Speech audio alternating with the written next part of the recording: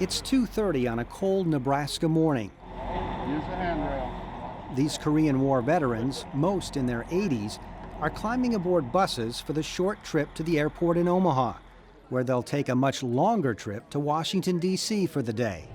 This is the 9th Nebraska Heartland Honor Flight. Read a magazine article, fall of 2007, about honor flight, and we thought, well, why not Nebraska?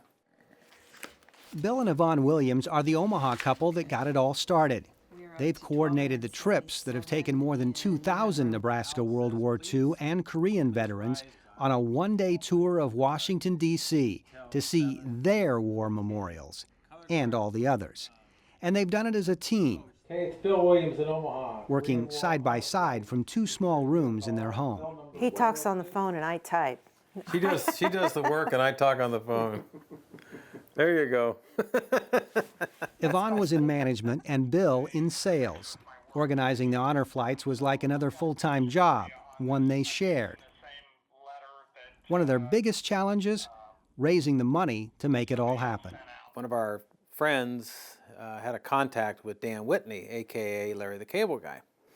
So Kara Whitney called on Valentine's Day of '08, and Kara said, "What is it going to cost to send the first plane load?" I said, "Just the plane is $70,000. She said, "Done." I thought, whoa, we are committed now.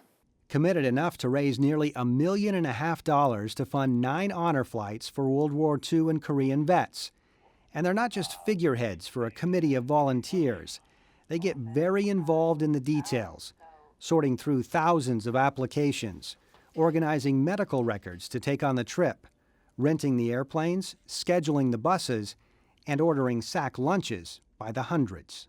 And Like you could in a we have car. to be perfect. It We has have to be perfect. Absolutely perfect. And there are so many changes. They volunteer thousands of hours making it perfect, and like all the volunteers on the project, aren't paid anything. One reason they do it is framed on the wall of their family room, a picture of their 4 sons. Each is chosen to join the armed forces. And while you may call this a military family, neither Bill nor Yvonne has ever worn the uniform. Well, I think the quote that we often use is that, not all of us can be heroes. Some of us have to stand on the street and clap as they go by.